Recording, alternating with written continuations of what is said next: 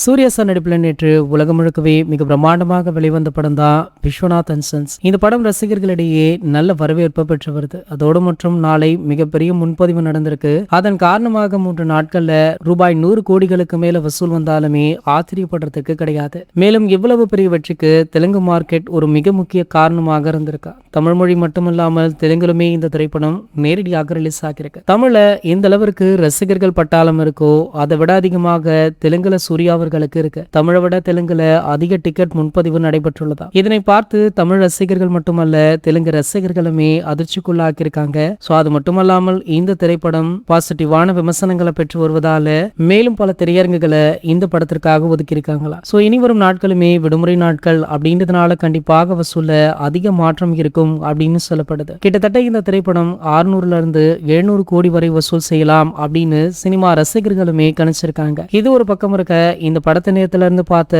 பிரபலங்கள் ரசிகர்கள் ஆகா ஓகோன்னு புகழ்ந்து தள்ளிட்டு இருக்காங்க. அந்த வகையில பாத்தீங்கன்னா நடிகை அஜித்குமார் அவர்களுடைய மனைவி ஷாலினி அவர்கள் சூர்யா அவர்களுடைய இந்த திரைப்படத்தை பார்த்துட்டு வாழ்த்துக்களையுமே தெரிவிச்சிருக்காராம். ஷாலினி அவர்கள் பொதுவாகவே முக்கியமான ஹீரோக்களுடைய திரைப்படங்களை முதல் காட்சி பார்ப்பது வழக்கமான ஒரு விஷயம். அதே போல விஸ்வநாத் அண்ட் சன்ஸ் படத்தை பார்த்துட்டு சூர்யா அவர்களுக்கு வாழ்த்துமே தெரிவிச்சிருக்காங்க.